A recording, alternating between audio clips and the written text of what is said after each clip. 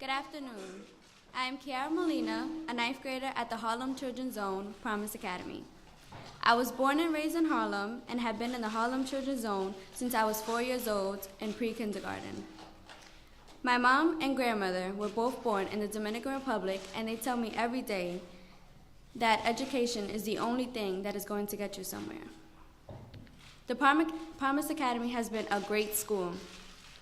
When our holiday break was ending, I was excited about going back to school. That's because the teachers are great. They actually like their job, and they are so happy to be with us. I love that we are learning so much at the Promise Academy, and that it has given me so many opportunities, such as performing with the Forces of Nature Dance Company. The school makes sure we are doing well in every way. We get healthy meals every day, and have a health center for when we are not feeling well. We go on trips to see potential colleges, and I'm already taking classes to help me get good scores on my PSAT.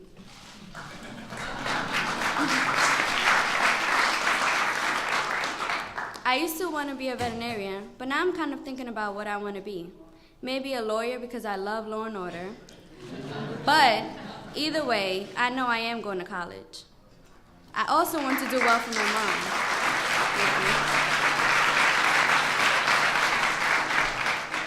I want to make her happy and know she raised a good girl.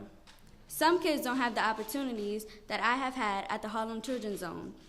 Our school was built right in the middle of the St. Nicholas housing projects. I think it sends a powerful message to the kids who live in the neighborhood who might be messing up or dropped out that school can be exciting and safe.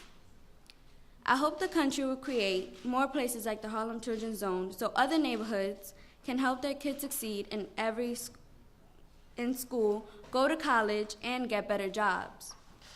I feel so honored to have the opportunity to meet my president, who has shown how much he cares,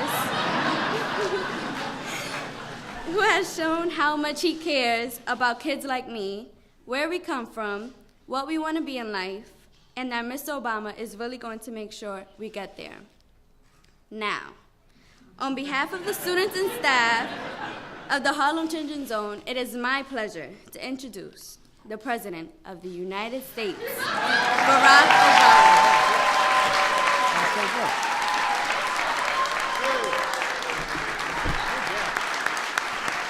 Good job. Thank you. Everybody have a seat. Well, welcome to the White House, everybody, and that was one of the best introductions I've ever had. So we're so proud of Kiara for that introduction and for sharing your story, and you're just so poised. And I know Jeff Canada's just out there all excited and proud. So, and I know your mom's proud. Yeah, I know she is. She should be. Kiara and the rest of these young people grew up in a 97 square block section of Harlem. As a place where the odds used to be stacked against them every single day. Even just graduating from high school was a challenge. But with the help of some very dedicated adults and a program called the Harlem's Children's Zone, they're right on track to go to college.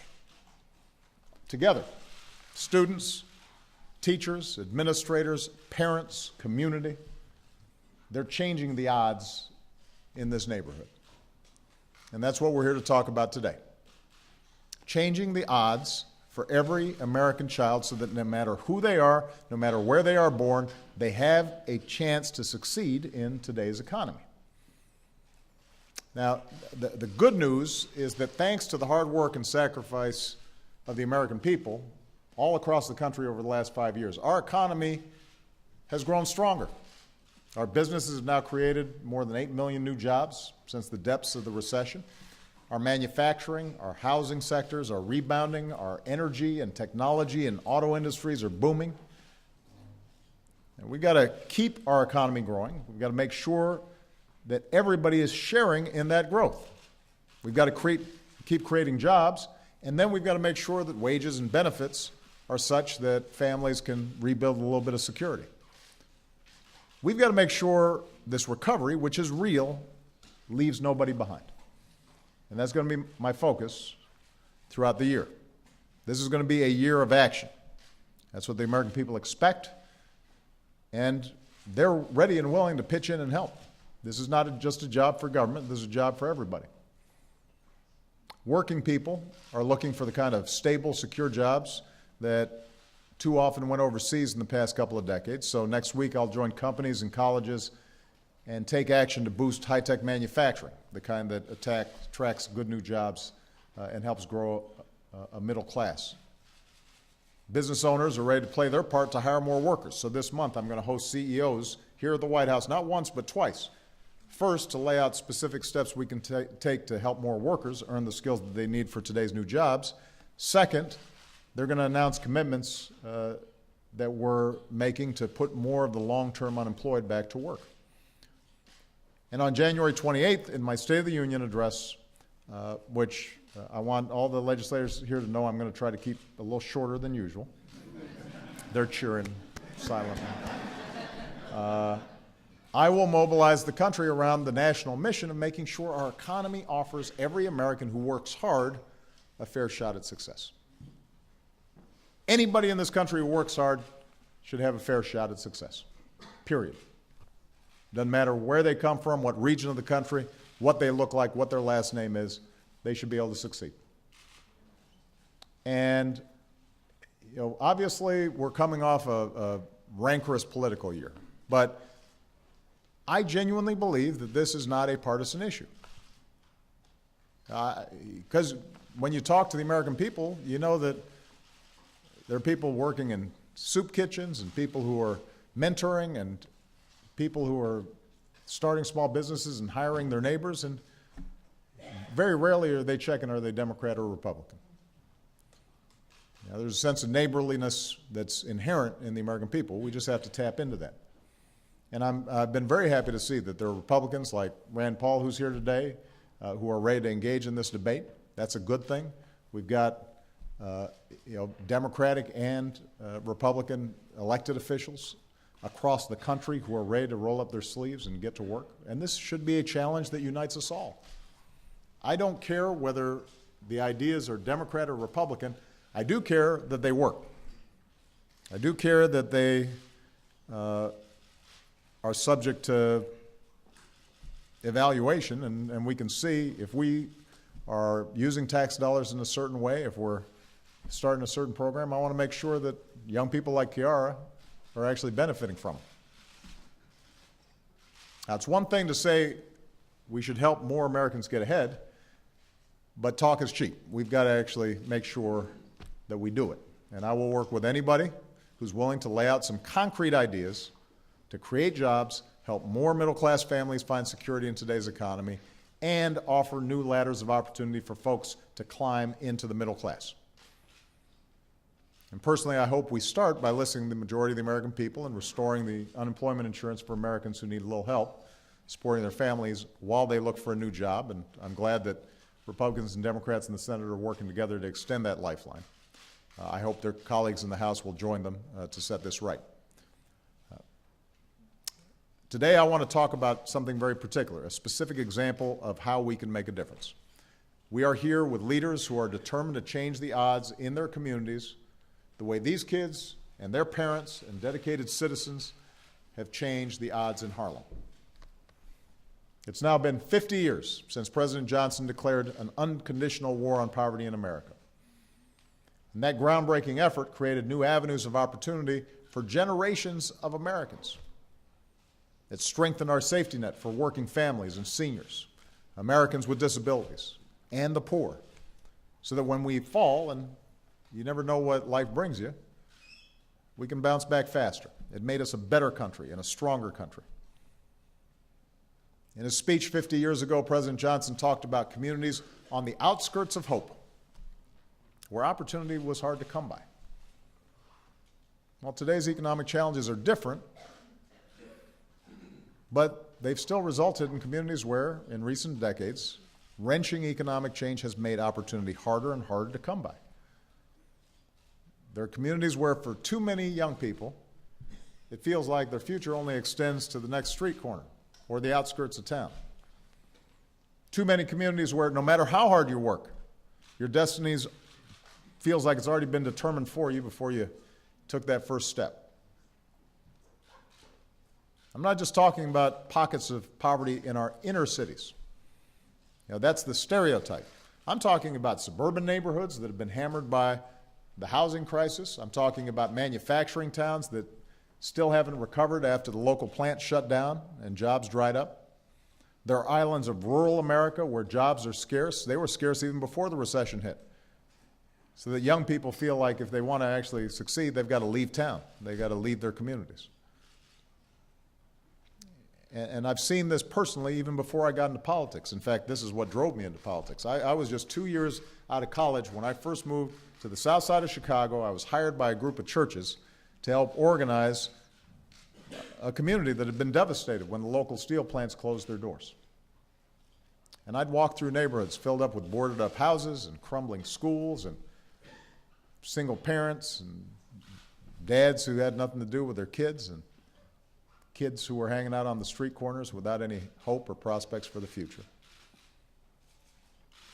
But these churches came together, and then they started working with other nonprofits and local businesses, and the government, local, state, and federal participated. And we started getting some things done that gave people hope.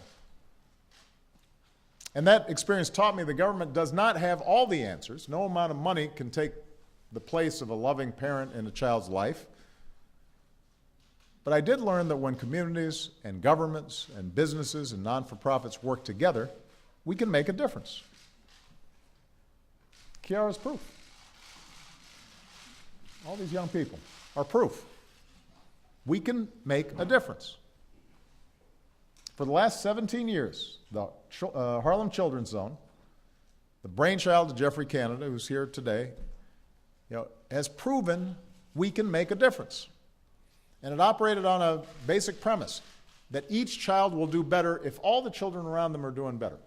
So in Harlem, staff members go door to door and they recruit soon-to-be parents for baby college, preparing them for those crucial first few months of life, making sure that they understand how to talk to their child and read to their child, and sometimes working with the parents to teach them how to read so they can read to their child and give them the healthy start that they need.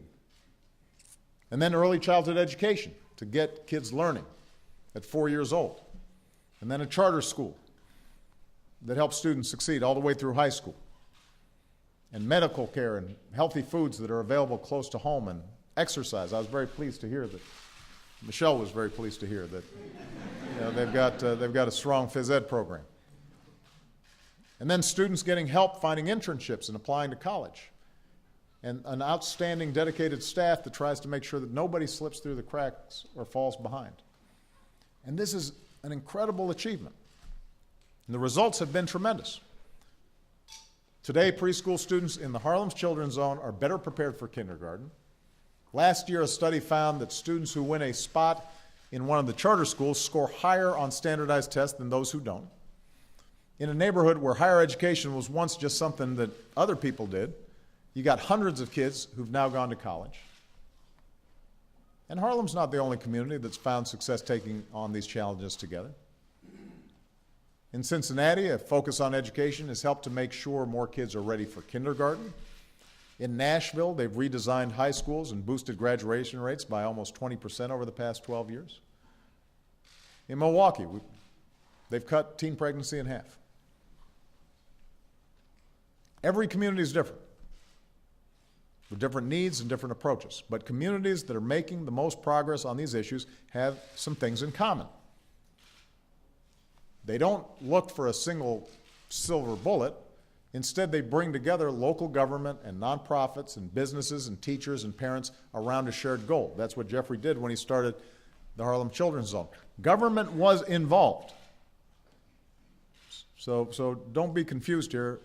It has an important role to play. And already there are government resources going into these communities. But it's important that our faith institutions and our businesses and the parents and the communities themselves are involved in designing and thinking through how do we move forward. And the second thing is they're holding themselves accountable by delivering measurable results. We don't fund things, we don't start projects just for the sake of starting them. They got to work. If they don't work, we should try something else. And sometimes those of us who care deeply about advancing opportunity aren't willing to subject some of these programs to that test. Do they work? Now, in my State of the Union address last year, I announced our commitment to identify more communities like these, urban, rural, tribal, where dedicated citizens are determined to make a difference and turn things around, and we challenged them. We said, if you can demonstrate the ability and the will to launch an all-encompassing, all-hands-on-deck approach to reducing poverty and expanding opportunity, we'll help you get the resources to do it. We'll take some resources from some of the programs that we're already doing and concentrate them. We'll make sure that our agencies are working together more effectively. We'll put in talent to help you plan, but we're also going to hold you accountable and measure your progress. And if you're doing real stuff that is making a difference in the lives of young people like Kiara, then we're going to be there. Your country will help you remake your community on behalf of your kids, family by family, block by block. We call these communities promise zones. They're neighborhoods where we will help local efforts to meet one national goal, that a child's course in life should be determined not by the zip code she's born in, but by the strength of her work ethic and the scope of her dreams.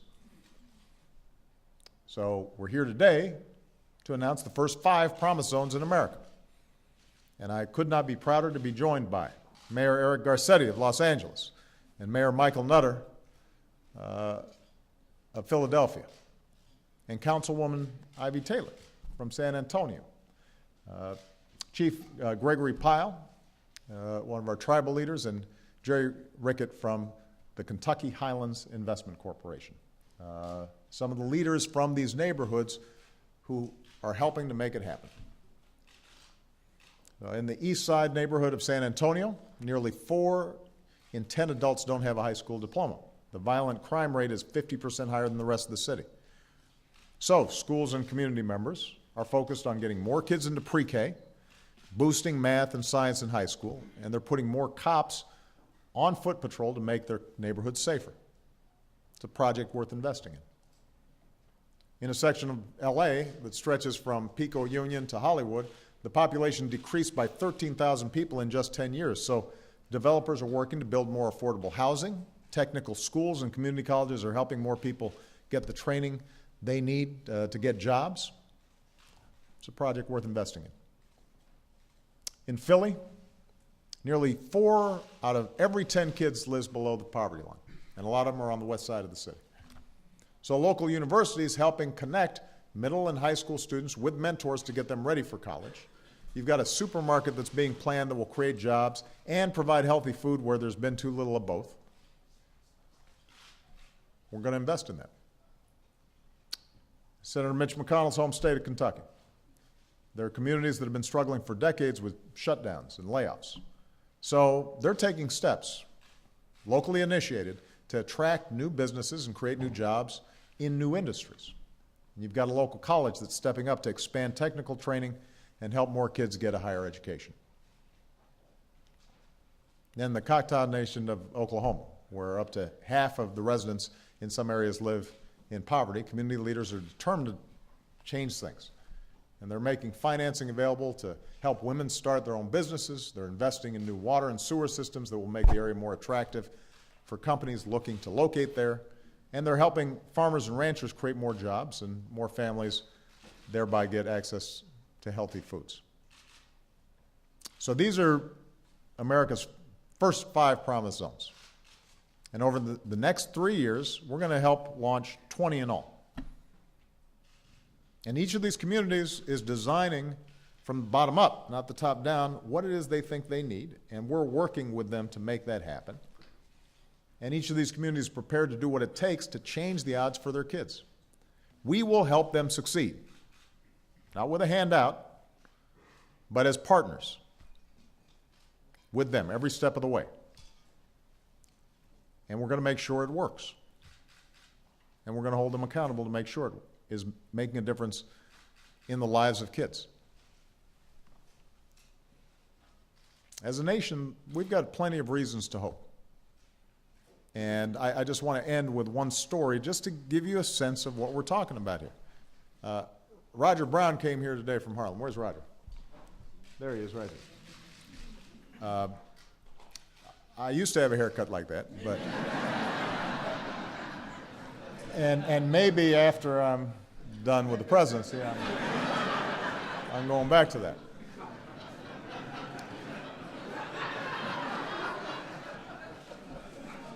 Growing up, I want you to listen to Roger's story, because it's unique and it's special, but it's also representative.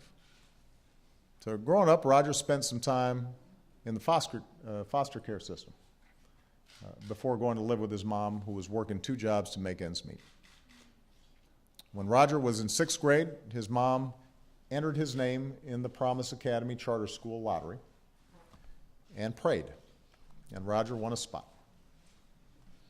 Now, the way I hear it, Roger, you were still having some problems sometimes.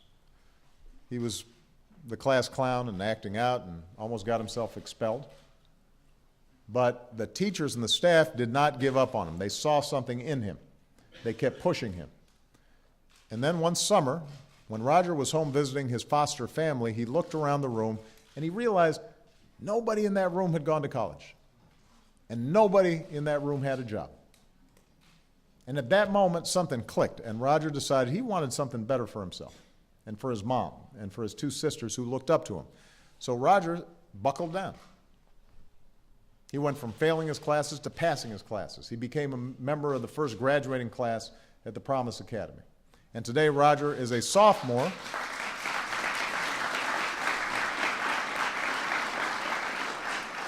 Today, Roger is a sophomore at Hunter College in New York, one of the best colleges in the country, the first person in his family to get that far. And now he wants to go to medical school and become a neurologist. So,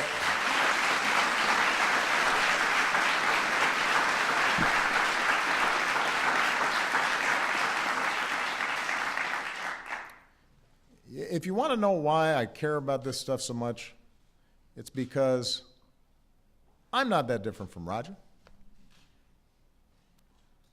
There was a period of time in my life where I was goofing off. I was raised by a single mom. I didn't know my dad. The only difference between me and Roger was my environment was more forgiving than his. That's the only difference.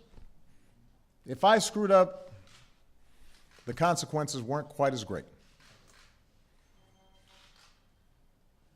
So if Roger can make it, and if I can make it, if Kiara can make it, every kid in this country can make it.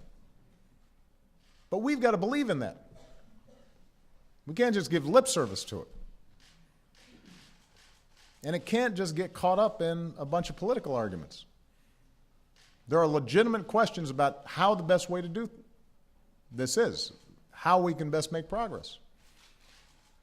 And there are legitimate debates to be had about how big of a role is government in that process, how big of a role is the private sector, and there's no disagreement that there has to be individual initiative.